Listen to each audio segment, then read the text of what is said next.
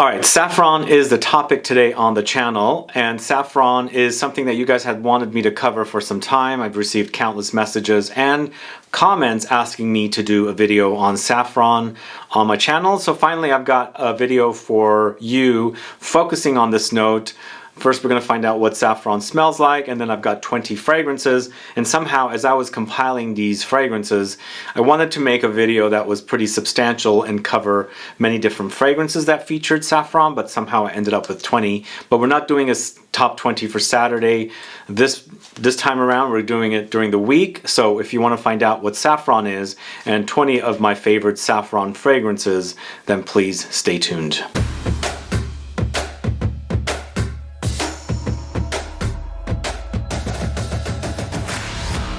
Thanks so much for tuning in. This is Sebastian with Smelling Great Fragrance Reviews. Yes, today I'm talking about saffron in fragrances and what saffron smells like in fragrances. And saffron is a note that I'm familiar with. It's used in cooking, and I love the way it's used in something like paella, as I love paella. I love to eat paella, and this spice is added to this particular food. It's probably a very, very signature thing to add saffron, but it's also used in Middle Eastern cooking, and I'm pretty familiar with it. It's a very, very expensive spice, but also it's in fragrances. And today in this video I'm ranking this list, but I'm not ranking them in least favorite to most favorite. I'm ranking the video in a way that the fragrances that start at 20 have a less saffrony smell, and then the fragrances at number 1 are the more saffrony smell. So either way, I'll let you know all about saffron fragrances and what saffron smells like. But before I do, if this is your first time tuning into the channel and you still haven't subscribed, please do click the subscribe button below, and also click the bell so that you'll be notified for future videos and giveaways. So how many of you are a fan of saffron in fragrances? How many of you don't know what saffron smells like, or even knew that it's used in perfumery? I see saffron come up a lot in Middle Eastern style fragrances quite frequently, and it's used to make a kind of a leathery smell. I think it's mostly used to accentuate a leather smell. Like every time I open up a jar of saffron, there is this kind of like aromatic, spicy, leathery smell. So I've always thought that leathery kind of notes is what saffron would be used for, and definitely it accentuates leathery notes, especially from what I remember smelling in the kitchen. When you open up that container of saffron, as I said, it does have a kind of a leathery smell. But what does saffron smell like? Saffron is a bittersweet, potent, leathery, but soft, suede-like, earthy and hay-like qualities smell. The plant itself is the Crocus Sativus from the iris family, and is a prized, very expensive, one of the priciest spices ever. The stamens are what and where the notes come from. It turns food into an orangish yellow color, but it's a perfect note to give off an aromatic, spicy, leathery quality to perfumes. So a lot of fragrances do feature saffron, and as I said, a lot of Middle Eastern style fragrances do feature this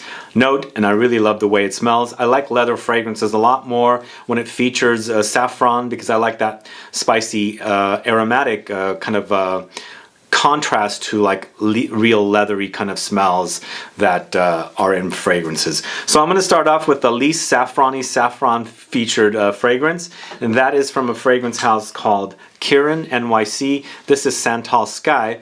So this is mostly a sandalwood fragrance, but it does feature saffron, and you get the saffrony, leathery touches under there. But for me, this is more of a spicy, aromatic, light, leathery hints kind of a fragrance with saffron, but it also features vetiver and cardamom. Even though the saffron here is fairly prominent as a note, I think the sandalwood is pretty much what's running the show, but it does feature saffron, and you do get those hints here. So that's why this is at number 20. It's KIERIN NYC SANTAL Sky. Up next at 19, it's AKRO Night, this one right here. And the reason this one's low is because, once again, it's not the main star, but it's in here to accentuate the smell. AKRO Night is, AKRO fragrances are fragrances focusing on addictions. This one mostly features cumin and rose, and then the saffron does come in, and saffron here adds a little bit of a spicy, leathery touch, a little bit, not too much, very aromatic with oud as well. I think it really does work here. Leather is kind of a sexy note. This is supposedly a very sexy note. It's inspired by sex addiction and things like that, so it makes sense that the saffron is here to accentuate the rose and the cumin. So that's AKRO Night at number 19. The next one I'm going to speak about is ROJA Parfums Amber Oud, this one right here. And even though saffron is here, I can pick it up, but I think it's mostly about the rose, the oud, and the ambergris here with the cinnamon and the birch note. But it does have saffron. You do get some leathery undertones, but very aromatic and spicy. There's a little bit of fruity touch from fig, and there's some animalic touch from civet and musk as well. I find it to be a great scent. It's kind of like that rose oud combination. It's called amber oud, but I think the amber is referring to the ambergris that's prominent here. Definitely check it out. ROJA Parfums Amber Oud at number 18. The next one is Tom Ford's Tuscan Leather. Here it is right here.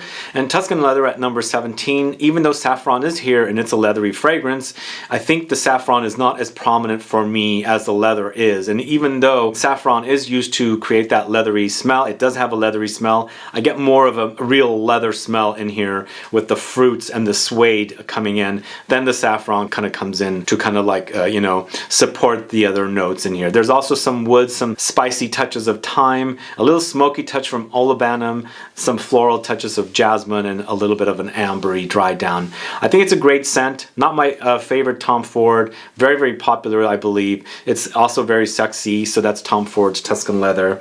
Check it out if you don't know it. The next one I'm going to talk to you about at 16 is Louis Vuitton's Nouveau Monde, this one right here.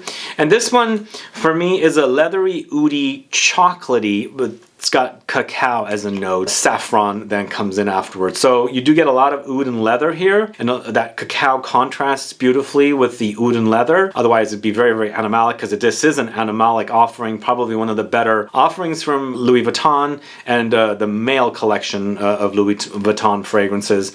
But saffron does come in. It adds that aromatic spiciness with the light leathery undertones here. There's a little bit of rose, there's some olibanum, light caramel touches, vanilla, and amber wood. It's a solid release. I think, like I said, it's one of the better releases from Louis Vuitton, created by Jacques Cavalier. That's Nouveau Monde. The next fragrance I'm talking about is from the house of Dior. This is Purple Oud, brand new bottle. You know, Purple Oud is very familiar as a smell, but it does have a pretty prominent saffron note here, contrasted beautifully with the oud. So oud, saffron, pink pepper, orange, kind of reminds me of Lalique Encre Noire meshed with Gucci Guilty Absolute Pour Homme. I like the combination, but you do pick up a little bit of a leathery, aromatic, spicy touch with the saffron here, and it's beautifully contrasted with the oud. I do get the vetiver touches in here as well. There's no mention of it, so there might be some woodsy notes thrown in there as well. And the orange note that's in here brightens up the fragrance a little bit. I think definitely a masculine offering. A lot of these are masculine offerings. I think if you like masculine notes as ladies, definitely check these out. Some are less masculine than others, but I think this particular one is definitely leaning masculine. But it's a great scent, but very, very familiar, beautiful fragrance, Dior Purple Oud at number 15. The next one I'm talking about is Gucci, The Voice of the Snake, this one right here. Here we go with the oud and saffron thing again, similar to the Dior, but here I get more saffron, and there's also a little bit of a nutty touch under there, like woods and nuts chopped together kind of a smell. I don't know if that makes sense to you guys, but it's in here along with patchouli. I think it's a great scent. Not my most favorite from the collection, but you know, it's definitely worth it. Created by Alberto Morillas. I think he did a great job with this one. It doesn't act very complex because they only throw in a few notes, the oud, saffron, and patchouli, but when you start wearing it, you experience nuances of all the different notes together. I think it's a great scent. So number 14, it's Voice of the Snake from Gucci. And again, here I forgot to mention the saffron does bring in a leathery touch to the fragrance, obviously. It's aromatic, it's spicy, and also leathery at the same time. The next fragrance I'm talking about is from an Italian house, probably not very familiar, Art Olfatto, and it's Oud Cassian.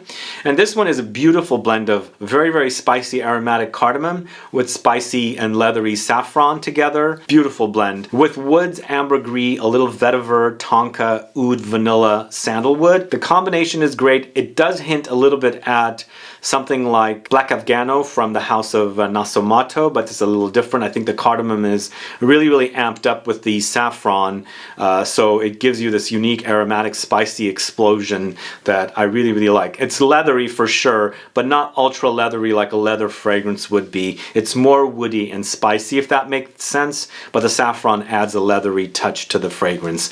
So Art Olfato Oud Cassion at number 13. The next fragrance, which I don't have here with me, is Maison Francis Kurkdjian's Baccarat Rouge 540, and I'm going to feature the X-ray version, which I find to be featuring more saffron as a note. But here we have saffron in its aromatic spicy form rather than leathery. It does get a little leathery here, but not so much. I think the aromatic spiciness of the saffron is really, really pungent and beautiful here. Contrasted with the ambroxan note here, so it kind of tones down the leathery qualities, but still you do experience the leather here. You do get a little bit of the almonds in here, the ambergris, the ambroxan, of course, as I said, jasmine, musk, and woods. I think this is a very, very beautiful fragrance. Not a love at first sniff, but I've come to really enjoy this one a lot. And even though the saffron doesn't appear to make a very leathery quality, it's definitely there. You do experience this one. So that's Maison Francis Kurkdjian Baccarat Rouge 540 X-Ray at number 12. The next fragrance I'm talking about is a fragrance from the house of Marc-Antoine Barrois.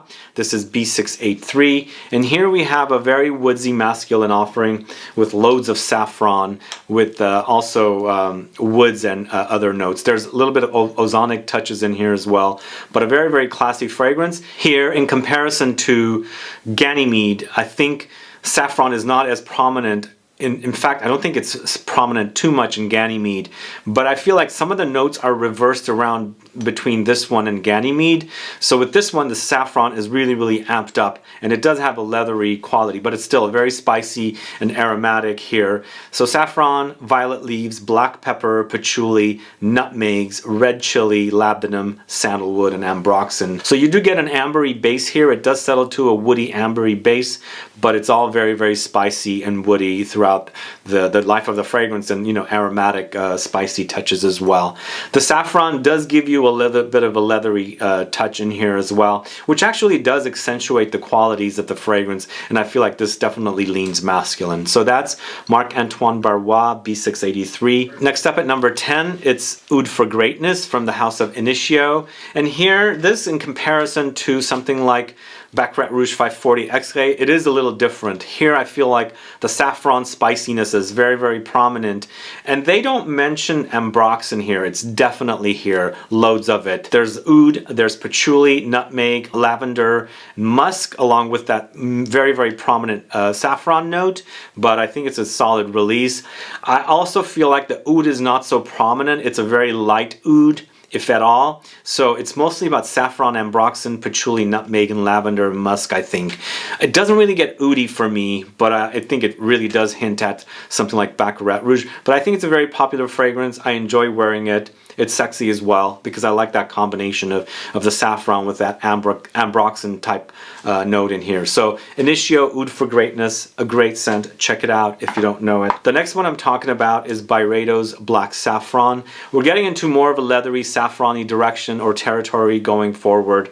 This one actually does hint at something like Tuscan leather, but they're kind of reversed around. Some of the notes are not so prominent in comparison to like Tuscan leather and vice versa. Here it's leathery, but it's also very, very aromatic. Saffron is a lot more prominent in Black Saffron from Byredo in comparison to Tuscan leather. That's why this one is further up in the list compared to Tuscan leather. But there is a raspberry touch in here. The juniper berries do come in. Violet comes in, vetiver and grapefruit. I think it's a great scent. I think it's for people that don't like something like Tuscan leather. They feel like it's too heavy. You can get away with something like this. Even though it has leather and the saffron, it's very, very spicy and aromatic, and it's a lot lighter to wear. I think it makes it for an easier to experience fragrance. So that's Black Saffron from the house of Byredo. The next one I'm talking about is Jihan from the house of Kajal. Here we have a patchouli saffron rose combination. And there's a little bit of an oud thing that comes in as well. Makes for a great wearing experience. The saffron in here to me is a little leathery and still very spicy and aromatic. Beautifully contrasted with patchouli, of course a favorite note of mine. And then rose, of course, it's beautiful. There's the actual visual of this. It's purple, and I think it makes sense to make this purple because saffron sort of is this color. It's purplish, so it totally makes sense to make this particular bottle. There's a series of fragrances here to make it purple, but it's a gorgeous scent from Kajal. I have a full review of it if you want to go catch it, but a beautiful combination of patchouli, aromatic spicy, saffron, a little leathery, and of course beautiful rose. It also wears beautifully when it's you know, a little warm outside. I think everything comes alive with this one. So that's Kajal's Jihan. So the next fragrance I'm talking about is Nishane's Saffron Colonisé. So this one actually is completely different than the original Colonisé.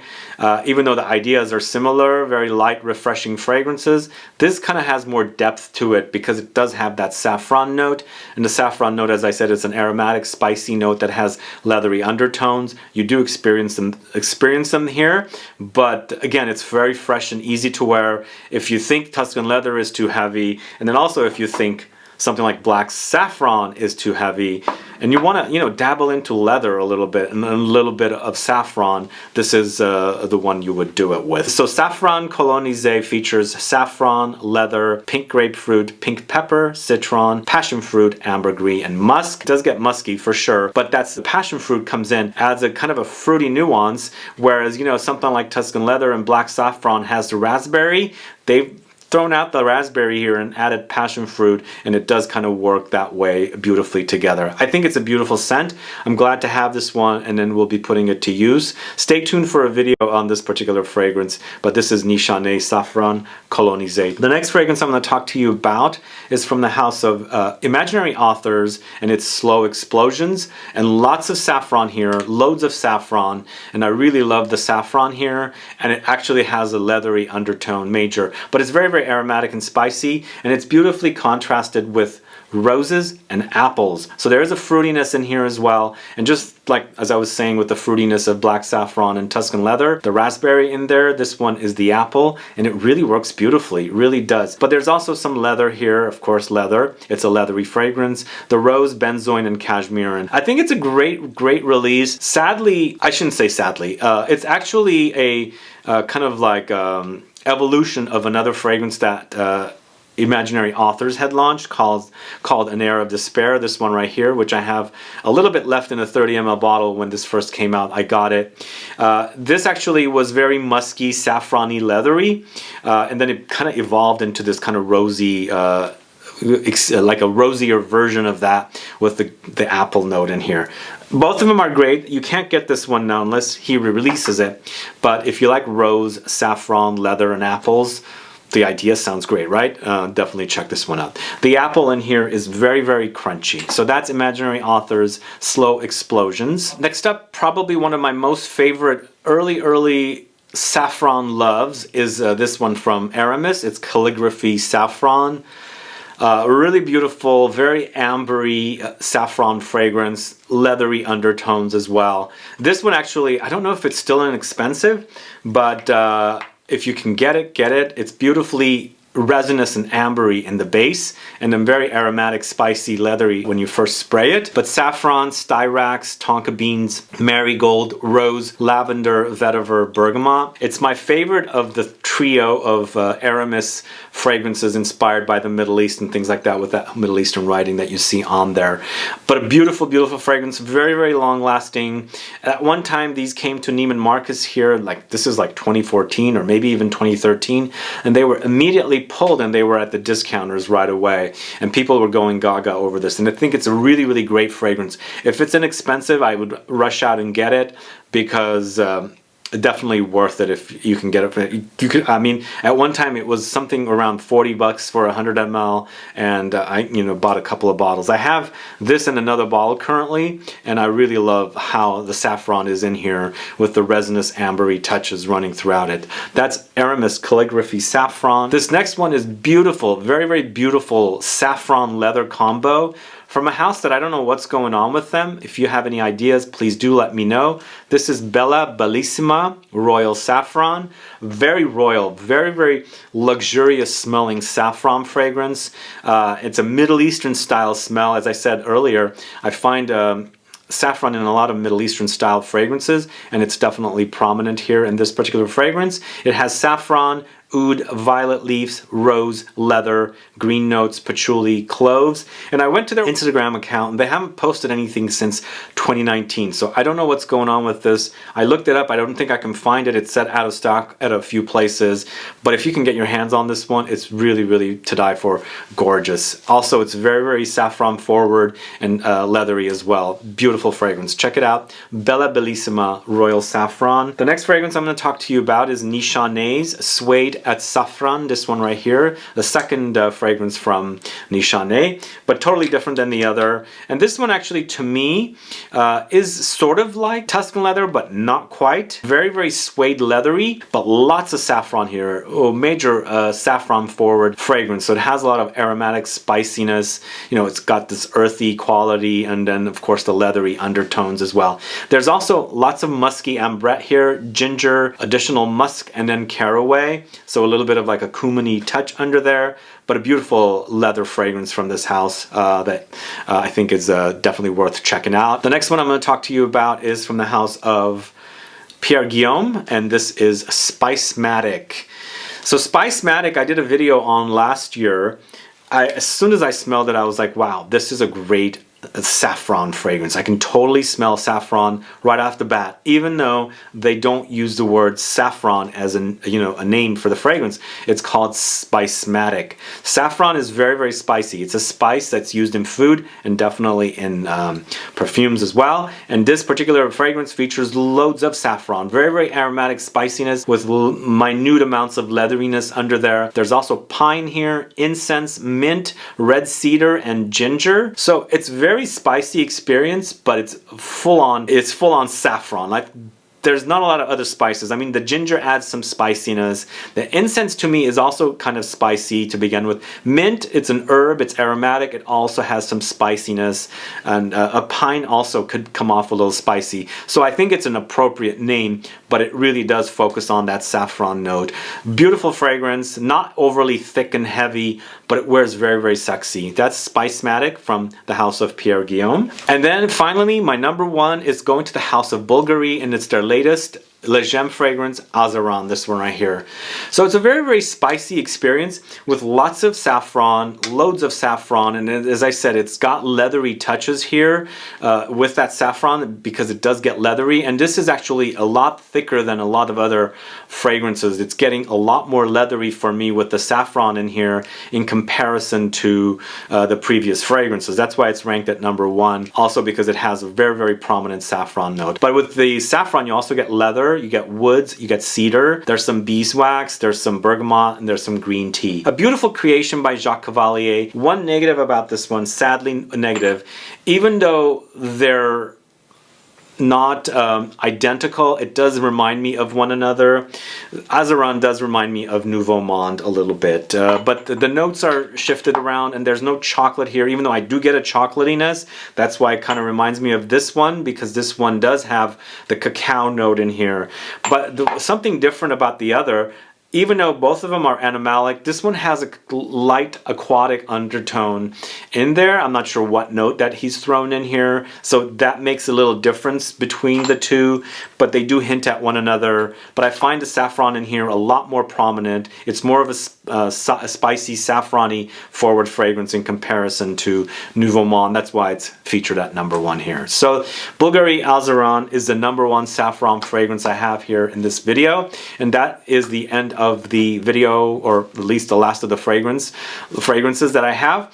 And let me know what your thoughts are on saffron as fragrances and what you think about these fragrances. Do you enjoy this note, saffron? Did you know what saffron smelled like before you watched this video? And also, do you consume saffron as an ingredient in your foods?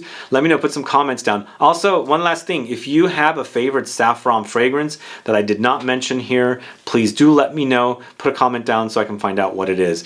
Either way, guys, thanks so much for tuning in today. If you have any questions or comments, please do list below. Otherwise, please like this video, please share it, follow me on Facebook, Twitter, and Instagram, and I'll be back with more videos very soon. Have a good one. Goodbye.